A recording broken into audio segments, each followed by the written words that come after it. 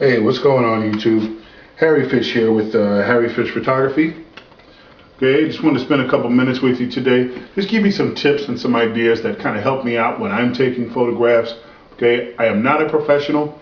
I am what I like to refer to as a serious amateur, or a professional amateur, if you will. Okay, why? Because I get good results. And to me, a professional is someone who actually obtains or achieves the goals that he set out in photography. So if you can take a picture and that picture comes out the specific way that you intended for it to come out, well, guess what? Congratulations, you're a professional. Does that make you feel better? I'm not into titles, not really caring what you call me. What I care about is when you look at that picture, the first thing in your mind is wow.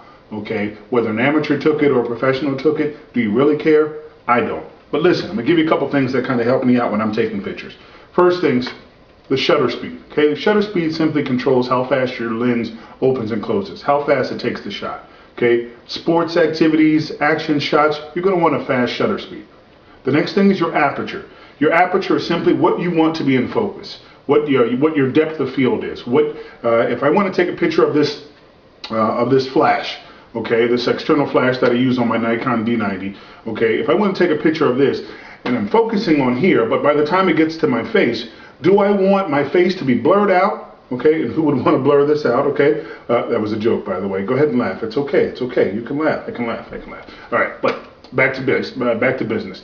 Do I want the front of this to be in focus, but by the time it gets to my face, for this to be blurred out? Okay, provides a nice effect, but is that what you want? If it is, you simply want your aperture or your f-stop to be a lower number. Okay. And then by the time it's going to focus here, make sure this is your focal point. By the time it gets to my face, or the further back it goes, the less in focus it becomes. And then reverse. If you want all of this in focus, my face in focus, maybe the picture behind me, or if I was outside, maybe a mountain behind us, then you want to, keep it maybe at, f11, f18, f22, what have you. Okay? So the larger that number is, the more that's in focus. The smaller that number is, the less that is in focus beyond what you are focusing on. Okay, it's the perimeter that surrounds it that's going to be in focus based on the number that you choose. Okay, the next thing, another term you may have heard every now and then, is something called ISO, or ISO, is what some people refer to it as. All that is your camera sensitivity to light. I keep mine on 200 unless it's a really dark atmosphere, the lighting is really bad, I need a little extra pop to the picture or something. Other than that, I keep mine on 200. I use a Nikon D90, and I've gone all the way up to ISO 1600. It's really the highest that I would go. The trade-off for your ISO is the larger that number is, the more what they call noise is going to enter into your picture. It's going to look kind of grainy. Not necessarily something that you want, or is it? It's your choice. It's all about creativity. The last thing I want to tell you before I get out of here is something called a rule of thirds.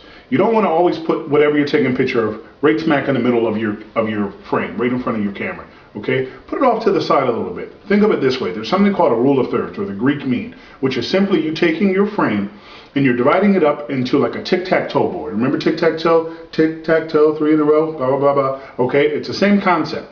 But where those lines cross at, that's where you want to put your subject at. Doing that alone will take your photography to the next step. Okay? This is Harry Fish again for Harry Fish Photography. Harry Fish Photography, photo 101 and a half. All right? Because this is a little more than just picking up the camera. Okay? Hopefully it's going to help you out. It's meant in fun, good humor, just basic layman terms. I haven't been to school, I haven't taken any courses on it. This is just by trial and error, and it works for me. All right? Hey, you guys have a good day. I'll talk to you soon. Bye-bye.